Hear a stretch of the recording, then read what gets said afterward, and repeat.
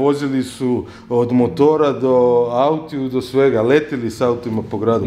Čak se sjećam jedne vožnje s tobom kroz rampu Jaruna sa... Jurili smo tebi na koncert.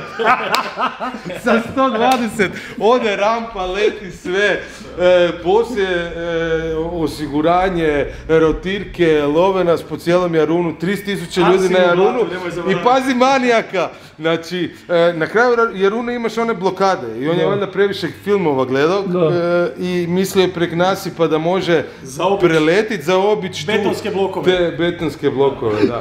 I u tom trenutku pada auto, zabijamo se na betonske blokove, onaj šiljak ovoliko od glave i Kempa me pogleda, bok te jebo, Nenad beži! I mi izlazimo iz auta i trčimo kroz onu šumu. Znaš kaj je trčat po šumi po mraku?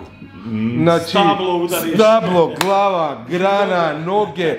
Ja i ovaj izlazimo van na Zagrebačku, plavi, raščerupani, rastrgani, krvavi od granja, izderani. Kiša pada, blato do koljena. O, brate, ono je nezaboravno. I uglavnom, i ne znam ko nam je spasio.